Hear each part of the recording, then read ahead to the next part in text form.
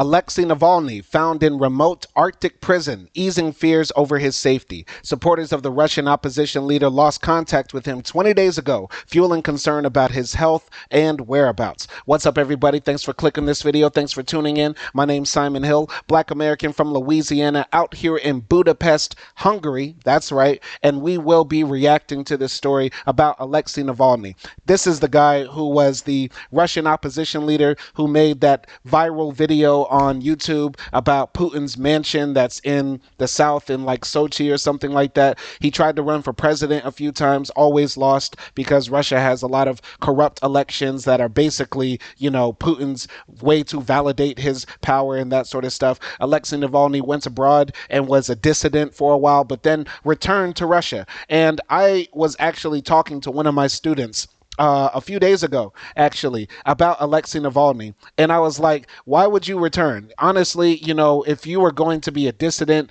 or try to fight the power, you serve very little interest to that cause being in jail. Now, there are exceptions, right? Like Nelson Mandela or Martin Luther King and that sort of stuff. But, in a situation like Russia, I feel like Alexei Navalny would do a lot more good, especially with the war in Ukraine going on abroad, right? He could have been sent back like as an agent backed by the West as an alternative to Putin. But he went back to Russia before the war started.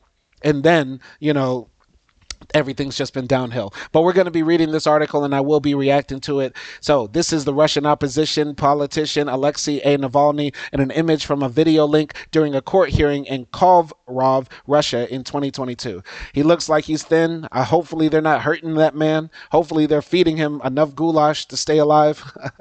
Let's get in. So this was written by Ivan Nechepurenko and Anton Troyanovsky. So the Russian Orthodox, no, not the Russian Orthodox, he's probably an atheist, sorry.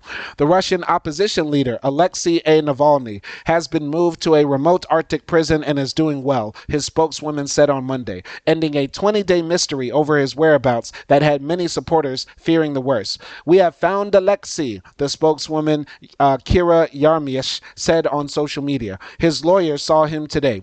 Ms. Yarmysh's announcement marked the end of a frantic search through Russia's vast prison system for Mr. Navalny, who disappeared on December 5th. Mr. Navalny's exiled allies said they had found him in the remote penal colony in the Arctic after sending more than 600 requests to prisons and other government agencies. Absolutely insane. I mean, Russia is huge, and I believe they have territorial claims on the North Pole, literally the North Pole, because that's how far north the country is. So it's insane that they're even able to build a prison there, and even worse, that they think it's okay to send people there. There's cruel and unusual punishment, and sending somebody to the North Pole just for being a political dissident, an opposition leader, is insane, which goes to show that Putin's Russia is a totalitarian hellhole. For anybody who's supporting Russia in the war in Ukraine, you're sick in the head. Yes, NATO was how can I say this?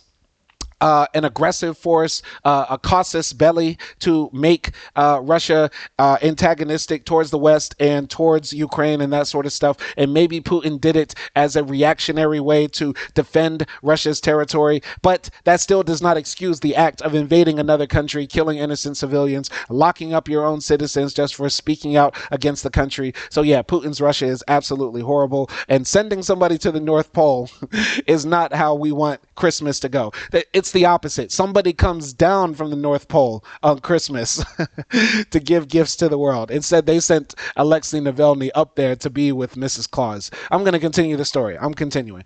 Ivan Zhandanov, director of Mr. Navalny's Anti-Corruption Foundation, said that Mr. Navalny's lawyers had looked through every pre-trial detention center. From the beginning, it was clear that the government wanted to isolate Alexei, especially ahead of the election, Mr. Zhandanov,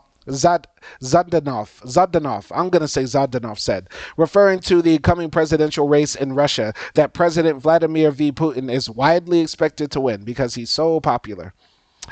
Jumping ahead here, there has been no immediate response from the Kremlin to Mr. Navalny's transfer. Throughout his absence from the public eye, the Russian government has been dismissive about his whereabouts. Dmitry S. Peskov, Mr. Putin's spokesman, said on December 14th that the Kremlin had neither the possibility nor rights or desire to trace the fate of convicts, referring to Mr. Navalny. Over the last decade, Mr. Navalny has been the only Russian opposition politician who posed a serious challenge to Mr. Putin's monopoly over the country's political landscape. He built a robust political organization with offices across the country and drew thousands to his anti-Kremlin rallies. Over the last few years, the Russian government went to great lengths to dismantle the infrastructure he had created. Many of his allies had to flee Russia or were arrested. Mr. Navalny's new penal colony, officially known as IK3 Polar Wolf. Wow, that sounds extreme. IK3 Polar Wolf. That sounds like where they do, scientific tests on the human body related to ice and testicles. How cold can your testicles get before they freeze and fall off your body? Like IK3 Polar does not sound like a place you want to be. That sounds like a planet in like a video game, like some science fiction video game. That sounds like a supervillain who is badly written but has insanely strong powers. IK3 Polar Wolf, Jesus Christ. They have that man at the North Pole chilling with the polar bears, man. They're gonna eat his ass. This is insane. All right, so Mr. Navalny's new penal colony, officially known as IK3 Polar Wolf, is in the settlement of Karp and is among the harshest and remotest prisons in Russia. Inmates endure long, dark, cold winters, as well as clouds of mosquitoes in the summer. Oh my God. The penal colony is a successor to a gulag labor camp, established there for prison workers building a railway across the Russian Arctic, ordered by Stalin, but never finished in full. I forgot the name of it, but Russia has a history of having horrible like gulags and faraway remote prisons across their vast expanse that they call a country. And there was this one prison camp that they sent some people to, and basically they just dropped the prisoners off on an island. They literally left people on an island, and then they started eating each other. And then the prison guards came and rode up to the island to check on them, and they found a woman missing a thigh, and other people were like dead and like bones strewn all over the place. I forgot the name, but there's a great video about it, and you just look it up. Type in horrible Russian island penal colony, cannibalism in Russia. You will find that story. I forgot the name, but that's absolutely real. I just wonder where that comes from in their culture to like send people to faraway places, like exile you to the furthest reaches of the North Pole. It's absolutely insane. And one of the best books I ever read in my life was a book called A Day in the Life of Ivan Denisovich, and it's about one day of what it's like to be a prisoner in a Russian gulag. It's a true account, and it was very impactful for me. It's a very short book. I suggest everybody read it. It's very dope. I'm going to continue here. Mr. Navalny's previous prison in the town of Melikovo was only about 160 miles east of Moscow, meaning that his lawyers could drive there in a matter of hours. In contrast, the new prison is some 1,200 miles from the capital. A train to Karp called the Polar Arrow departs Moscow every second day and takes 44 hours to reach the town. Aleksei's situation is a clear example of how the prison system treats political prisoners, trying to isolate and suppress them. Mr. Zhdanov said on social media. Ivan Vostrikov, former head of Mr. Navalny's office in the town of Tyumen in Siberia, said he had been to Karp several times. He described the town as a very beautiful place with a very tough winter. It is practically impossible to run away from it. On the one side, there is tundra, he said in a post on Telegram, a social messaging app. On the other, there are rocky mountains of polar Urals, he added. That's why they put the worst criminals and serial killers there. I've always wanted to visit Russia because of the extreme beauty that's there, and I got to meet and talk to some Russian people, and they're actually very nice. Like Russians, me and most Russians get along. Me and most Russians, minus that Russian that called me the N-word when I was in Marmaris, Turkey. Me and most Russians click up like this because we have very similar, how can I say this, temperaments. Like the Russians are cold but lively. they joke, but they're very intellectual. They're very cultured people. I'm talking about like the upper class of Russian people. You get what I'm saying? Like the Russians that can speak English. I'm not talking about like shaved head Slavic thugs. I'm not talking about those. Not the guys in tracksuits like this doing the Slavic squat in Converse or Adidas. You get what I'm saying? I'm talking about like most Russians are generally I'm okay with. And I would love to visit their country, find out what they eat, because the only Russian food I've ever eaten is julienne. And also go to like the far outreaches of the country, like Siberia or something, because I heard it's very beautiful there. But yeah, after this video, I probably won't be able to. But I just want to say this for anybody who's watching from like the Kremlin or the KGB or whoever. Listen, I don't hate Russia. I love Russia. I have no problem with y'all. I just think the war is wrong. I'm against all war.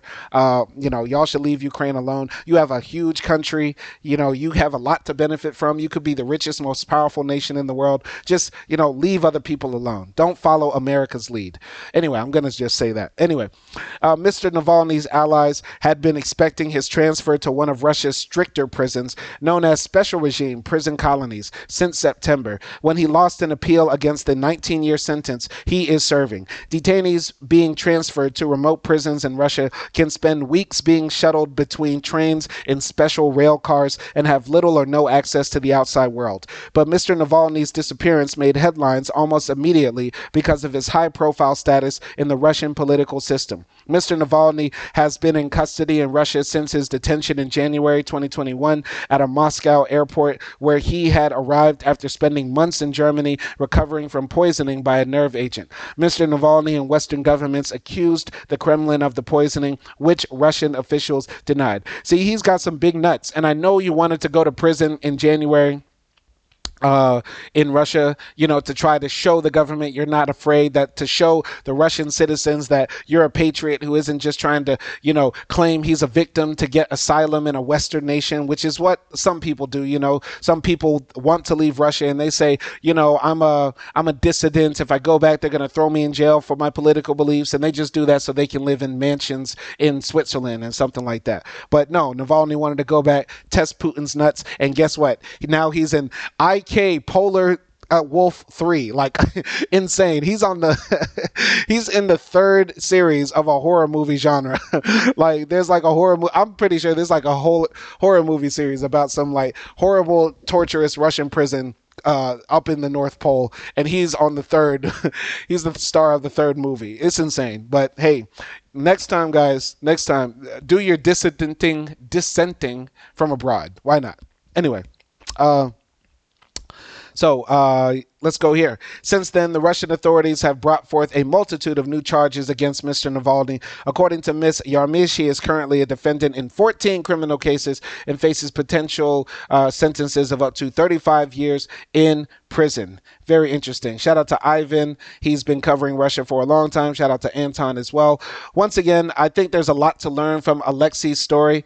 For me, as somebody who lives abroad as a dissident and critic of America, domestic and foreign policy, I can understand Navalny's want and wish to see a better country, because that's what I want for my country as well. Despite what people think of me, I hope one day America can be the country where it is the shining beacon on the hill. But we have a lot of stupid people running our nation, and we have a lot of people who believe in the dumb ideas that are given by the people in power and the culture at large. And Aleksei probably wanted to change that in his country too. But I feel like for your own safety, you are better off alive than dead. A living prophet is better than a dead prophet, in my opinion. A living scholar is better than a martyr. You get what I'm saying? So I feel like Aleksei sort of made a mistake going there, because, a month after he went to jail in Russia, Ukraine started. And that would have gave the West the ability to say, look, we have Aleksei Navalny on our side. He's willing to, fight and advocate for a democratic Russia. But right now, Putin's got a lock hold on power, and there's nobody that can really challenge him. The only guy who could do it is Aleksei. And now he's in IK Polar 3. Y'all go check that out in cinemas. Anyway, I just thought this story was interesting. Y'all stay tuned for more content. My name's Simon Hill. Peace.